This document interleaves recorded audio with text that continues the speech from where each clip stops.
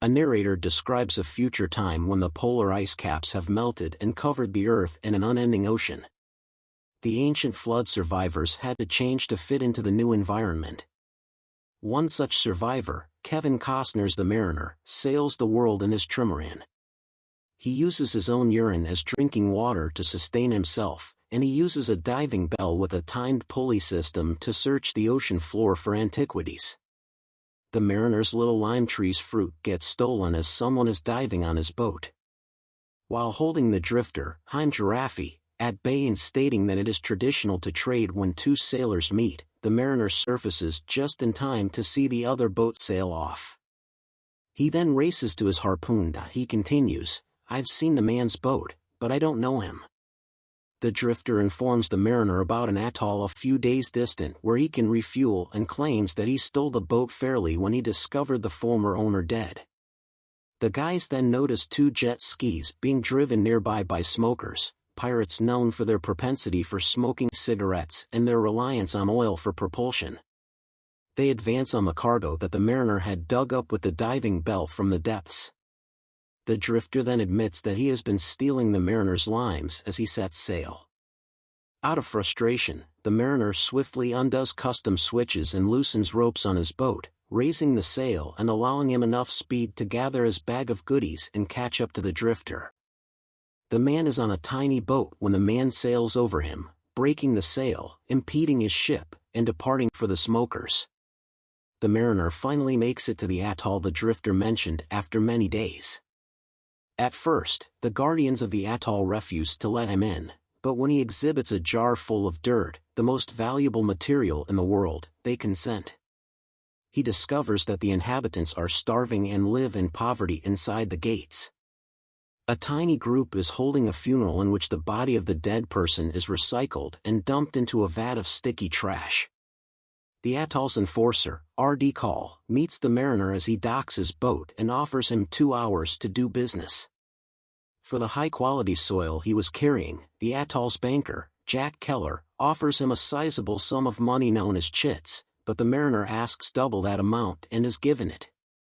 A guy, Robert A. Silverman, who is in need of a drink of fresh water, hydro, is being questioned by a sketchy man named Nord, Gerard Murphy, at the atoll's bar/store about a female with a tattoo. The tattoo allegedly has marks that indicate where dry ground is located. The girl, Enola, Tina Majorino, who is being looked after by the bar's owner Helen, Jean Triplehorn, is subsequently spotted by Nord.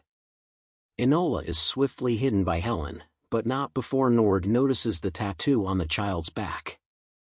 When the mariner discovers the store, he spends his money for electricity, a tomato plant, and all of the bar's shelves. The mariner is hostile when Nord approaches him and inquires about his recent fortune. He returns to his boat by marching there and starts to put his items onto it. Two elders, Zox Moki and Sab Shimano, are leading a small group of people who beg him to impregnate a young woman. They clarify that the colony's inbreeding has produced undesired progeny. The elders assume the mariner must be concealing something and speculate that he is a smoker spy when he refuses. They detain him soon and one of them finds gills behind the mariner's ears during the altercation. The mariner is attacked by the mob, who are horrified by the mutation, but he kills one of them in the lagoon before he is captured in a net. The enforcer intervenes to defend the mariner before he can be further battered, stating that he was acting in self-defense. He will be detained until further notice, though, since he must make amends for his transgressions. Later that evening, while watching Nord leave the atoll from a cage suspended over the docks, a group of kids steal different things from Nord's trimaran. Helen, who is with her eccentric inventor friend Gregor, Michael Jeter, in the meanwhile, complains that people are talking about Enola too much and advises them to leave for the sake of the young girl's safety. Gregor is irritated with himself for not being able to read the map on Enola's back that leads to dry ground. Enola is contentedly creating images, some of which are of objects that not even she can identify. She casually suggests that the mariner could be aware of the whereabouts of dry ground. Gregor approaches the mariner and eagerly examines his gills and webbed feet. he inquires as to the whereabouts of dry land. The mariner urges him to open the lock and free him, but the enforcer cuts them off, and Gregor departs. The council gathers the next morning and agrees that the mariner will be recycled as usual, which results in his drowning. A lookout sees an armada of smokers approaching the atoll at that same time. The gang begins a full-scale assault under the direction of the deacon, Dennis Hopper. Gregor accidentally launches his hot air balloon during the commotion and is unable to slow down the mechanism in time to let Helen and Enola board. Helen and Enola find the mariner, whose cage was thrown into the muddy pit during the struggle, but Gregor manages to escape. Helen and Enola agree to let him go free as long as he takes them with him before he drowns. Together, they are able to unlock the atoll's gates and liberate the mariner's trimaran. The mariner launches his harpoon and tugs the gunner's boat so that it shoots on the deacon's pontoon, causing the gasoline it is carried with to explode. The deacon discovers them and instructs his gunner, Neil Giuntoli, to halt the trimaran. Helen, Enola, and the mariner manage to flee. Nord, the former smoker agent, directs the deacon to question a few survivors inside the devastated atoll. The deacon finds out that his target, the girl with the tattoo, fled with the mariner, who is a mutant, despite losing an eye in the explosion. He informs his team of their fresh search for her goal. Helen asks the mariner if he knows how to go to dry land while they are on the trimaran. He gives Helen the impression that he does, but he also says that they will only succeed if they abandon Enola at sea. She is worthless as a youngster and will consume all of their meals. Helen goes so far as to give herself to the mariner because she is keen about keeping Enola. He rejects her, though. Helen pulls out a harpoon rifle and insists they all head for dry ground together out of frustration, but the mariner throws his sail on her, trapping her below, and uses an oar to knock her unconscious. From the top of his sail, he spends the rest of the day keeping watch. The smoker's home base is a rusty oil tanker, and when the ship's doctor, John Fleck, tries to give the deacon a fake eye, it doesn't work, so the deacon makes himself an eye patch. He gives out smokes to his countrymen while inspecting the oil supply of the ship, which is being kept up to date by a meter reader, William Preston. He finds that his ship is losing oil at a rapid rate. The deacon sends out an aircraft to look for the tattooed girl since he insists that finding her is their first priority. The gunner and the pilot, Jack Black and John Tollesby, eventually see the trimaran. The mariner gets ready to fire a weapon at the plane below deck in an effort to conceal their location. Helen, not understanding his intentions, anxiously launches the harpoon at the aircraft, killing the gunner and tying the aircraft to the trimaran. The mariner is obliged to climb his sail to cut the rope because it is looping around the cable rigging on the mainmast, but the pilot is able to blast the plane free. The mariner is thrown into the sea by the whiplash. He savagely chops Helen's hair while pinning her to the ground out of rage and orders her not to touch anything on his yacht without his consent. When Enola objects, he cuts her hair as well and takes away the crayons she had been using to decorate the boat. The pilot informs the deacon of the mariner's last known location after returning to the tanker. The deacon believes that since the mariner is aware that he has been located, the smokers will believe that he has altered his path. The deacon claims that the mariner's route will not alter, but since he knows that he is probably not a fool, this is where they will set up their trap. Later, when another sailor has raised a neutral flag, the mariner notices him. Helen persuades the mariner to speak with him by suggesting that he might have some food. Kim Coates, the drifter, exhibits unpredictable behavior and is obviously neurotic from having been at sea alone for too long. Helen tries to make a fishing pole while he and the mariner exchange goods. Paper that has been saved for a special trade is what the drifter gives the mariner. While the mariner has little to offer in return, the drifter requests a half-hour with Helen. She protested, but while agreeing, the mariner declines to give the drifter time with Enola. Helen and the drifter descend below deck as the mariner examines the document.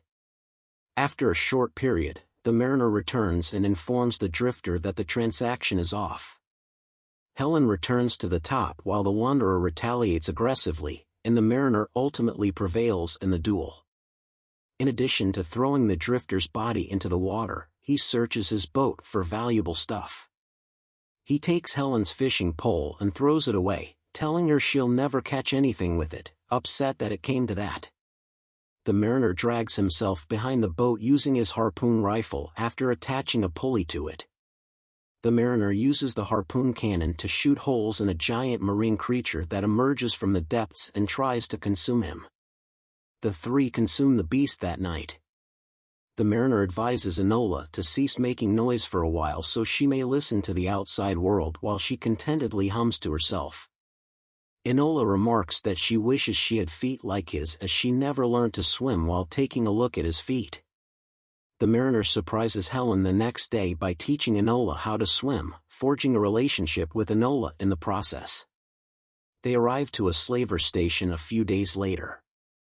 The mariner desperately needs repairs from them but attempts to speak with them but gets no response. The mariner learns the slavers have been dead and smokers have set up shop underwater to ambush them using an underwater periscope. Even after the deacon shoots the mariner with his weapon, narrowly escaping while doing so. Later, Helen inquires once more about dry land and asks when they might be able to locate it. In a fit of irritability, the mariner claims that despite having traveled farther than anybody else, he has never seen dry land. Helen is upset and wonders where the mariner obtained all of the items aboard his boat that no one has ever seen. Enola is left on the surface as the mariner puts up his diving bell and promises to show Helen where dry land is. Helen is accompanied by the mariner as he swims to the ocean's bottom, where a city's ruins, Denver, Colorado, are submerged. He demonstrates to her where he obtained the soil he sold at the atoll at the bottom. Helen acknowledges that despite hearing rumors her whole life, she had never learned the truth. The deacon and a group of smokers suddenly show up after boarding the trimaran. The mariner and Helen are being held hostage, and they are being asked where the girl is. Enola had been hiding within the trimaran, but when the deacon bluffed the other people's deaths, she came out. The trimaran is torched, and Enola is kidnapped. The mariner kisses Helen so that he may breathe for both of them as he and Helen dive under the water to avoid dying. Enola has vanished and the trimaran is destroyed when they resurface. Disconsolate, Helen gives the mariner a loving kiss, and this time he responds. The mariner finds some of Enola's tree-themed sketches while searching below deck for anything useful. He searches through his personal collection, which includes several National Geographic publications, and finds trees that are the same as the ones depicted in Enola's cover illustrations. He understands that there could actually be dry land. In the morning, Gregor and a group of atoll survivors locate them in their hot air balloon. The mariner promises to go and save Enola. He uses a craft to locate the oil ship and sneakily board it.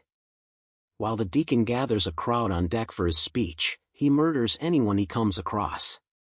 With Enola, he says, they will not just reach dry ground, it will be their destiny. He then introduces her to them, unaware that the deacon has not yet interpreted the map on Enola's back. The irrational crew subsequently launches enormous oars out of the tanker's side in an attempt to navigate and save oil. Despite her belief that the mariner will rescue her, he keeps her imprisoned while keeping watch on her. As expected, the mariner shows up topside with a flare while pleading for Enola's release. He holds the flare over a pipe that leads straight to the oil storage and fires it. When Deacon calls him on it, the mariner backs off.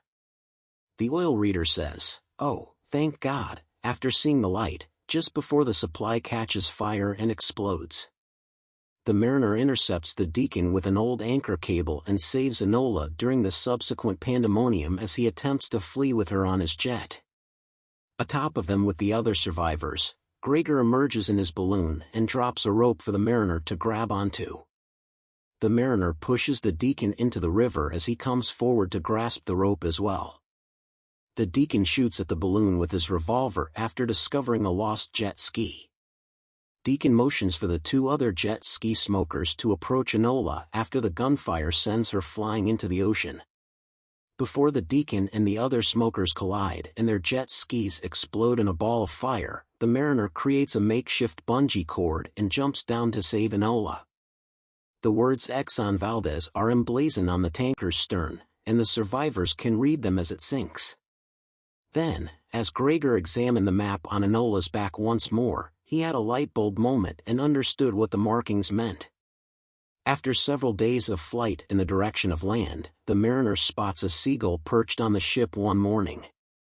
In a few hours, land will be visible. When they land, they find a high mountain peak, tropical trees, fresh water, and even wild horses. 2 skeletons are discovered in a hut on a bed. Enola discovers she is at home when she opens a music box that is sitting on a desk and hears a song she has hummed in the past. The enforcer advises them to give Enola's parents their ultimate rest by according to old funeral customs. Everyone is happy to have finally reached dry land, but the mariner feels awkward and out of place. He makes the decision to restock, construct a new ship, and go since the ocean is his home. Enola offers her music box as a memento to the mariner despite her distress. The mariner vows to inform others about dry land and direct them there before departing. A plaque shows that Helen and Enola are on the summit of Mount Everest as they see the departing ship from the top of the tallest hill.